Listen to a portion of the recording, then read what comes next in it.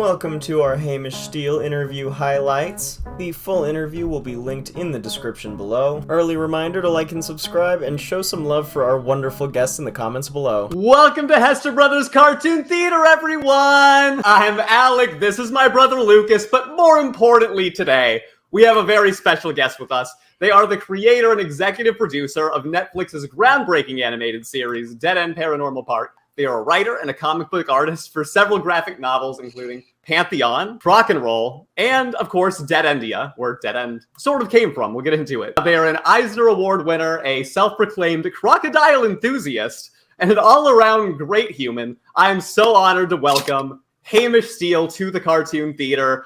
Hi, hello. I'm happy to be here. Thank you very much. And I was saying before the chat that you two have been extremely supportive and generous to the show. And I've come from fandom and watching reaction videos of all my favorite shows. I was always going to go on YouTube and Google who was reacting to the show, and I'm so delighted that you enjoyed it and would count down the days till your reactions. So, Wow. I don't think most showrunners do. It's probably not wise, but I'm not very wise, so... Hamish, I kind of just wanted to actually start with season 1 more so. What has the audience response for you been like ever since, that first 10 episode slate dropped?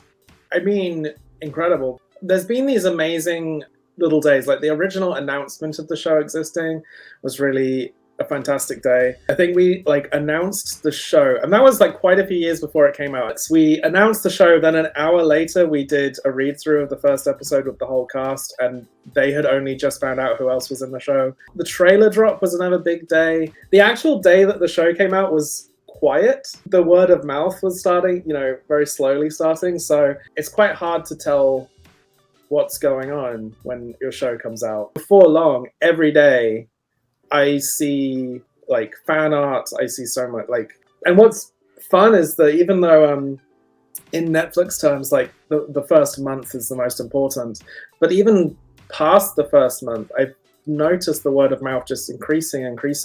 Whenever I talk about Dead End on Twitter, the amount of replies get bigger and bigger, and also more and more positive, which has been another nice thing. When the trailer drops, there's always going to be some negativity or backlash, and so much of that has faded away. The people still sticking around and still loving the show have only grown. But it's strange because my life hasn't changed very much because of the pandemic. I still made the show from this room, and now I'm still here working on things. My life is the same. And that's interesting that you say the thing about COVID production, because I was really wondering how that exactly worked. We pitched the show in 2018. It was in development for about a year. In 2019, it got the green light. We didn't even have a studio. We just bought it and we were decking it out, filling it with computers and stuff. So we had to do the writer's room for season 1 in a small room above a theater that seemed quite haunted, but that seemed appropriate. The new studio was all ready to go to move into, and we never did. We were actually auditioning the actors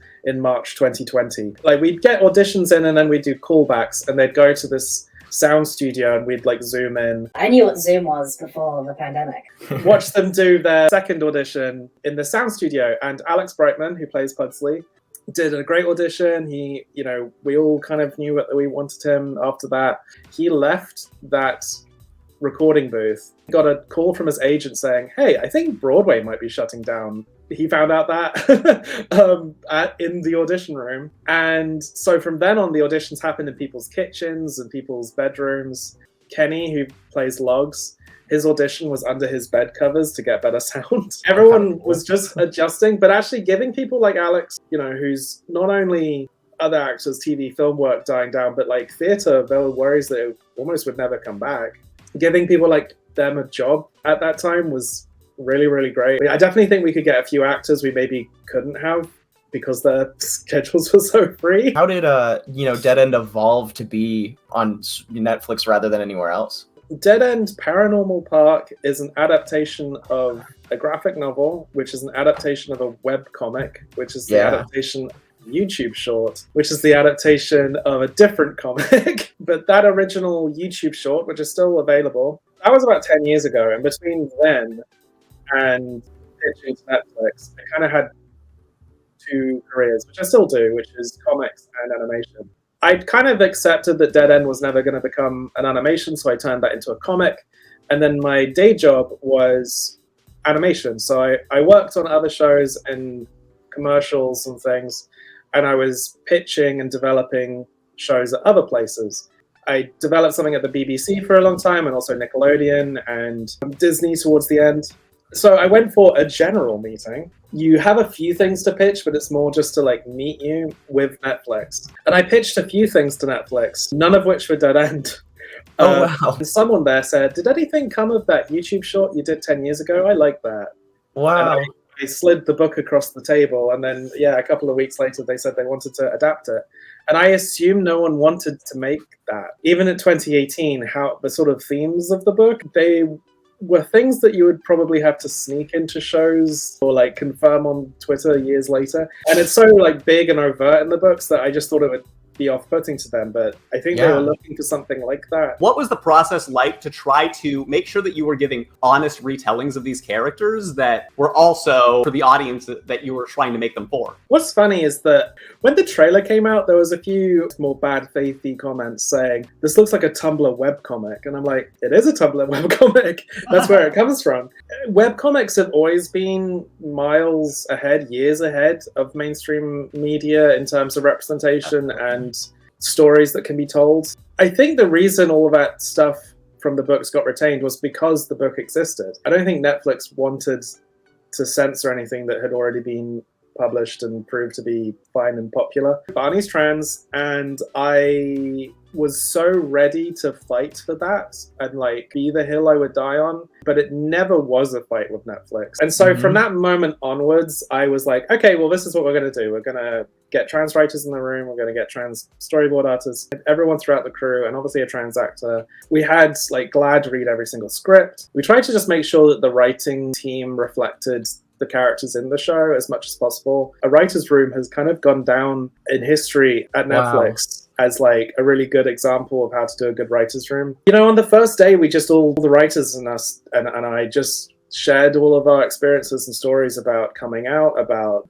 being marginalized in different ways that we all kind of were, and just try to like get into the heads of these characters and not treat them like representation, quote unquote, but just like people. Barney and Norma are just normal people. Like, they're just people that I know. I've been in other writers' rooms where they really do treat representation as this, like, well, we got to have one of those, and we got to have one of those, and we got to have one of those, and like doing the checklist. I see. Yeah. What do you feel about the future of Dead End? Do you think that it's capped at 2 seasons, or would you make as much as they're willing to let you? Truthfully, I don't know. We always intended it to be more than 2 seasons, and we have done a writer's room for season 3, but the actual go-ahead with season 3 really depends on how well season 2 does. There's always meant to be 3 books. There's always meant to be a beginning, middle, and end to the story. I would say season 2 is definitely our like Empire Strikes Back. Things get a little darker and get a little bit more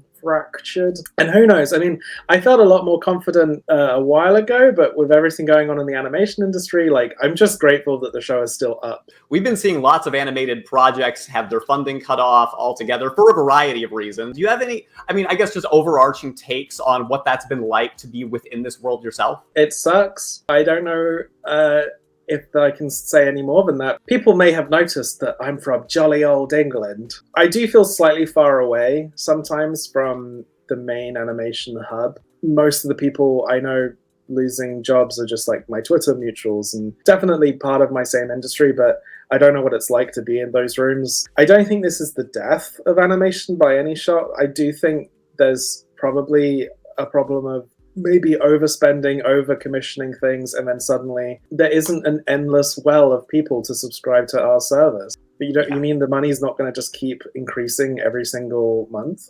I do think there'll be a bounce back. I think there'll be some really interesting independent animation in the next few years. The shows that do make it through, the ones that are saved, will be really special. I know Netflix has gone through its own. It's had a rough year. But at the end of the day, in 2018, Netflix were the only place that would have commissioned something like Dead End, and maybe even still.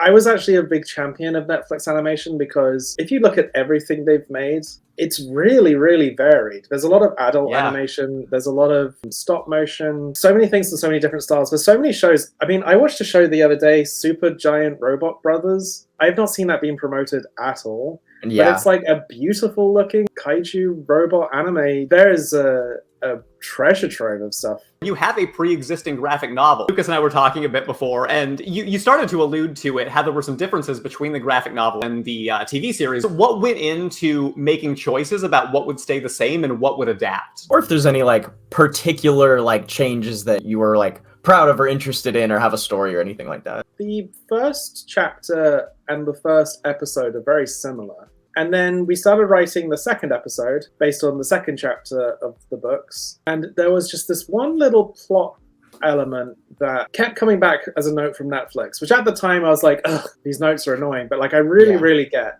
The second chapter of the book is all about this sort of alien boy. And basically Netflix were like, we don't know Pugsley well enough to introduce like a second cute small character that's learning how to be human. So then we started writing that episode to be more about Pugsley. From that tiny little, oh, can you just tweak that? It became clear that I didn't want to be the kind of showrunner to tell people like, stick to the book, stick to every line. I'd written the story when I was sort of 20 on my own, and now I have a team of like really great writers. I wanted to hear more from them. A few things happened in the writers' room where I was like really happy to get more of their perspective and ideas into the show. In the original, there's a character in the book called Fingers. The reason we cut him from season 1, in the book, he's basically Hootie from the Owl House. He's this long snake-like thing that lives inside Dead End. And like basically all the jokes we wanted to do with him, the Owl House were doing. But also we cut him and like not a single person has said, why was Fingers cut? Like he's clearly not a very popular character. So that happened. He is in season 2. As a quite different version of the character. He plays Courtney's parole officer. There was like another thing, like in the books, Gord is like a fully talking villainous character. Like a few characters merged. Like in the books, weirdly, Norma doesn't have any kind of special interest in the park. And there's a character called Vince, who is also in the show, the little boy at the party. They sort of like info dump so much in the book, this Vince character, and like love Pauline, love the park. We kind of needed that character in the first episode to just like explain the world.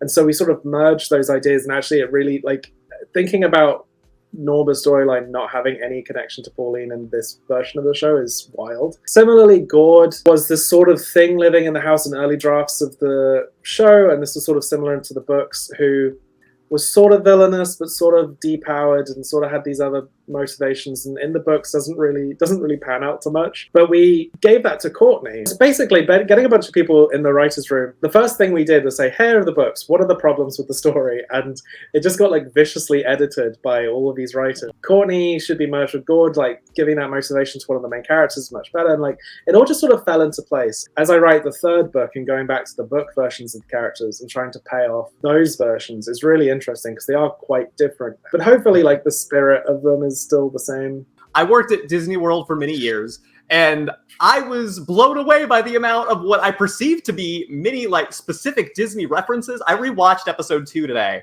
I am pretty sure that the music played in that mascot parade is for sure emulated by the Main Street Electrical Parade on Main Street, USA. Well, I think it's different enough to avoid legal. Oh, definitely. No doubt. It was funny watching one of you notice book things and one of you just notice theme park things. That's why I enjoyed the reaction so much. We did like a little bit of research. This crocodile thing I'm showing is from a theme park in the UK called Chessington World of Adventures. Whenever I went to theme parks, it was always Halloweeny. So as a kid, I just associated like spooky and theme parks together. I also went to Disneyland Paris. We had 2 LA writers, the rest were in the UK. And they'd written for Disney, so they had been loads of times, got passes and stuff like that. So they brought a lot of their influence. I think they were the ones to suggest the idea of tunnels underneath the park. That's like another difference. I think in the books, the theme park is very much the background. and just the setting to enable our characters to live in a haunted house. There's the obvious comparison of Dolly Parton and Dollywood, but we always tried to make sure she was different in her own right. I like to think that Dolly Parton also exists in this universe. She isn't this universe's Dolly Parton. I was wondering if you had any like ghost stories or anything that like informed some of the spookiness of the style of the show. I'm just a huge fan of horror. I had 2 older brothers, so I remember in school trying to bond over media and everyone was watching kid stuff and I was like, have you seen Hellraiser? It's really good. I definitely think that's the main connection. I kind of wanted the whole show to be like baby's first horror movie. I mean, there's definitely horror shows that are influenced by it. I'm also a huge Doctor Who fan, and that's a show that I remember being very scared of as a kid. I've always associated like kids media with horror. While we're on that, what are some of the cartoons that you most loved growing up? I'm very much part of Generation Zero when it comes to Pokemon. There's also this British cartoon I really love called Count Duckula. It's about a vegetarian vampire duck.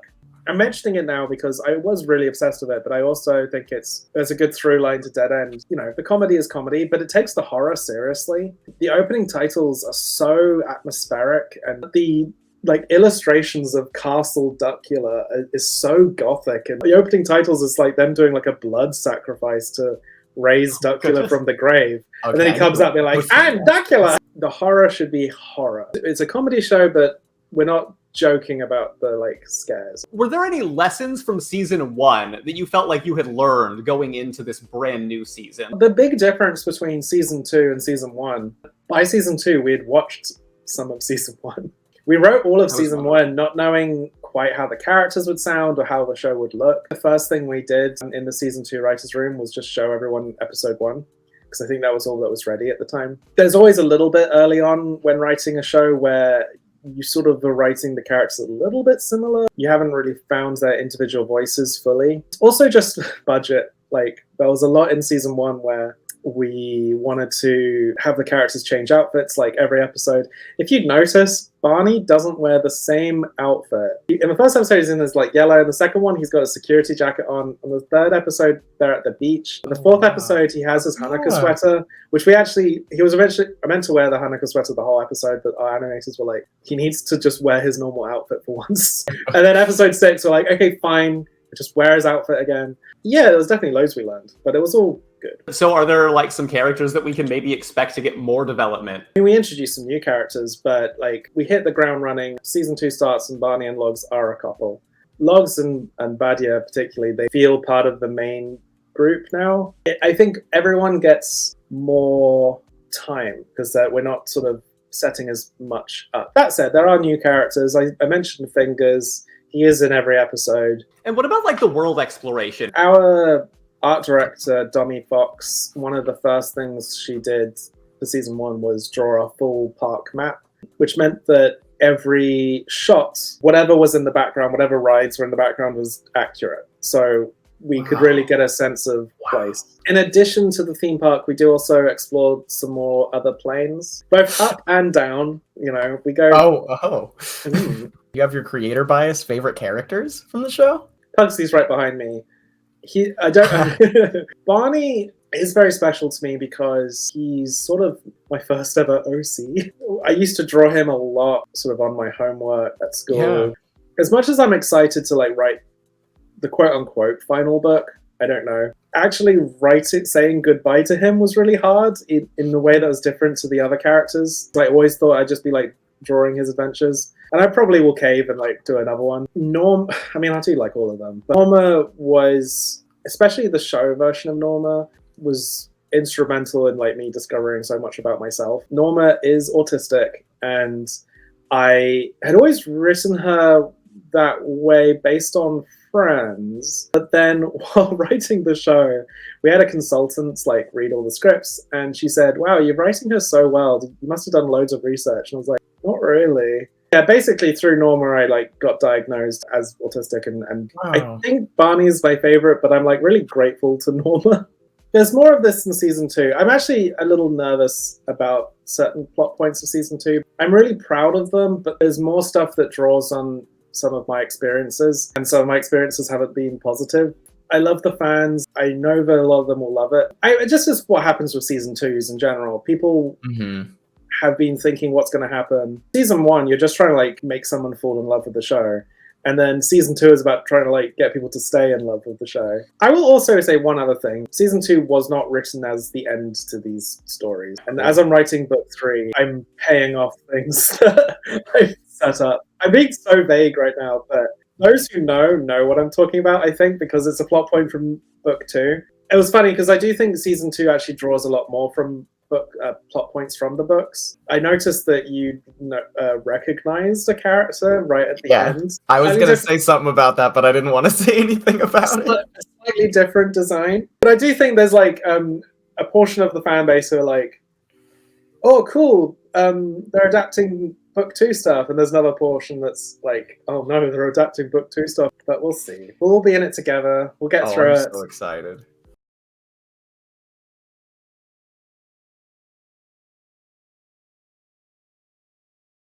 This is an important question that I'm ashamed that I didn't already ask about. Will Patrick's stump return? I don't want to disappoint people. There isn't an actual musical episode, but there are songs. Patrick does come back as Josh. Patrick's son was obviously in the show writing the musical episode with me. That was all great. But the reason we decided to get him to voice Josh, and kind of the reason Josh exists, we thought it would be really funny if the first person to sing in the musical episode was the most like background character that you like hadn't really been thinking about. And also we had to have Patrick singing in the musical episode because he's such a good singer. But he was like so game to come back just to like voice some more Josh lines. Watching an episode the other day that like there's just like a grunt noise we needed for Josh like in the background, and Patrick was like super happy to do that, and such a good person to work with. I have nothing but praise. Will we find out specifically what Grammy Grams said to Barney? No. The thing with the Grammy Grams plotline was in the writer's room, we talked a lot about how to like represent transphobia without having a like transphobic thing said on screen. We knew that people would tune into the show because they'd heard the main character was trans, and we didn't want the first thing they see to be some like horrific hate crime. Most of the stuff we show is the kind of nightmare version in Barney's fear world, and the kind of microaggressions you hear that happen at the diner that they go to. And I know some people might want more clarity, but all the info is there. And like similarly, I've never even speculated what Barney's dead name is or anything like that. Like this isn't a coming out story for him. He's come out. He's kind of waiting for everyone else to like hurry up. Getting your start in indie webcomics, are there any other web artists, local British indie creators that you're into? I feel like I have to shout out my writing partner and co-host on so many things, Luke Healy, who does more graphic novels but has like a lot of funny webcomics. I think he writes really great gay leads who are very human and very grounded. And does Badia like girls? Okay. I was vaguing about this earlier, but we got a lot of those questions during this stream. Okay. It's really hard sometimes to talk about that kind of stuff and not want to spoil your stories. Something happens in book 2 that happens in season 2. About that question. Whatever she says in that moment is not the end of the story. We're trying to tell different versions of coming out in the show. Barney's version is that he's already out. Norma's coming out.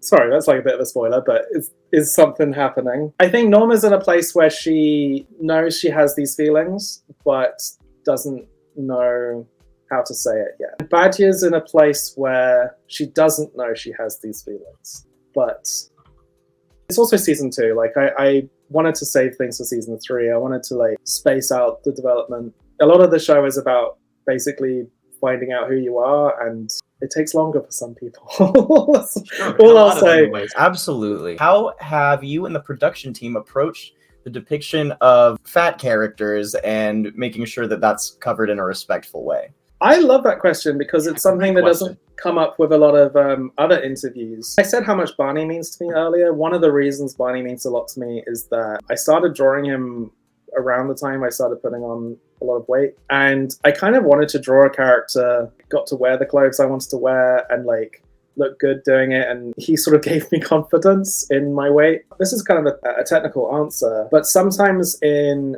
puppeted shows like ours, like we use these kind of rigged puppets, they'll make a default body type. I don't want to call out anything in particular, but like I think about Rick and Morty, the style of the show is everyone's really spindly.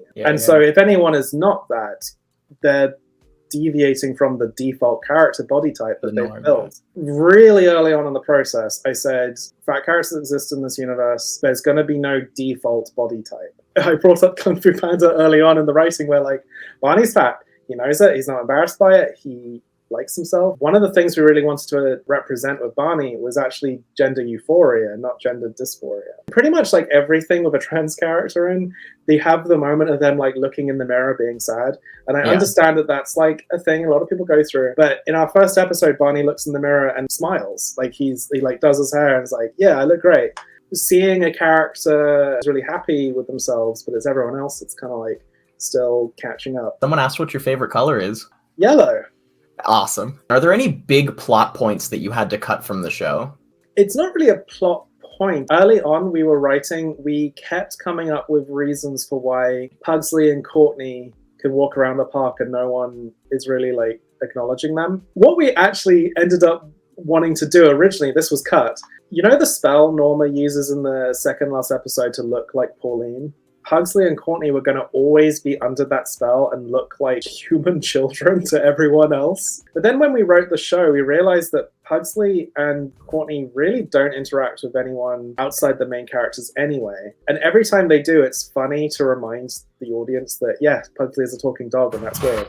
And also, keep it to yourself, darling. It was like the way we kind of waved our hands over all of that a little bit. Which is interesting, because in the second book, it's a major plot point that Logs doesn't know about any of the paranormal stuff. And in the show, we just felt like a lot more loosey-goosey about it all. Steven Universe was a big inspiration. I know that you've just started watching it. As you go along, you realize that, yes, everyone in the town is aware that there's some aliens that live, like, around the corner. But it's not a big deal. They're aware, and it's kind of weird, and it's not the most normal thing, but it's like fine. When you came up with the story at first, do you remember any work in progress names that you first went through? Barney was originally Barney Little for some reason. Pauline in the original short was called Barbara. She got changed to Pauline during the making of the short because when you're doing shorthand to make notes in a script, you usually just use like letters or just like the first two letters of a name. Bar for Barney and Bar for Barbara. The person like taking notes was, this is really annoying, can we change her name? And I was like, okay, Pauline. Brought that back for Barbara. I always felt sad that she changed her name. So we originally were like, we'll call her Barbara. And then the lead writer, Nicole, started writing Barbara on the whiteboard but spelt it wrong. And we were like, that's not right. It was like Barbora. And then we just kept calling her Barbora in the writer's room, but it then just became Barbora. It's not my decision. I really want a season 3. It's up to Netflix and it's up to you guys. It's up to you, the viewer. It can help. I don't know how much to watch on like a kid's account. That's the department that commissioned the show, so they like want their numbers to be good. Honestly, this fan base has done such a good job of word of mouth. All the TikToks, the rate at which they're coming out, and the fan cams. Is there any other way people can support the show other than just watching? Yeah, do you have merch, Hamish? If you just like follow me and keep looking, because I'm going to be talking about that a lot. Everything you're doing so far is really, really great. Like all the tweeting about it and fan art, it's amazing. We haven't talked about the homophobic backlash. And what's interesting is that when making the show, we were like so aware that that would be a lot of the response because that's just kind of guaranteed. Yeah, and the big surprise was actually the love and the fan base. That wasn't guaranteed. Someone was asking about merch. Well, there's nothing to get at the moment. If any of you are in the UK, I will be at a convention called Thought Bubble in November, and I will have some leftover crew gifts. That's the only merch that's available, and I will be putting any leftovers on my store and Hamish Steele everywhere. This is naughty, but I have actually been buying a bunch of Dead End merch off Etsy.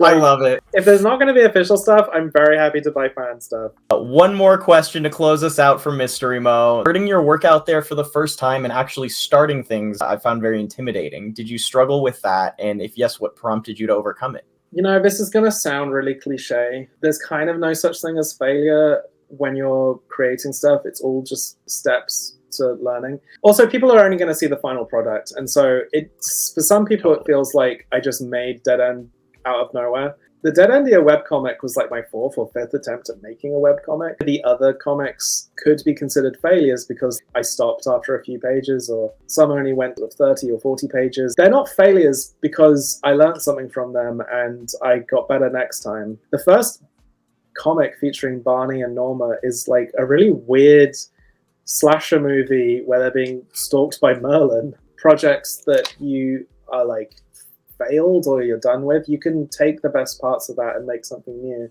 And I think that's also a good way to start, because sometimes people, it's not coming up with ideas, it's the problem of choice. Like, I've got this fantasy thing and I've got this superhero thing and I've got this thing and I don't know which one to choose. And I always recommend just like doing all of them at the same time.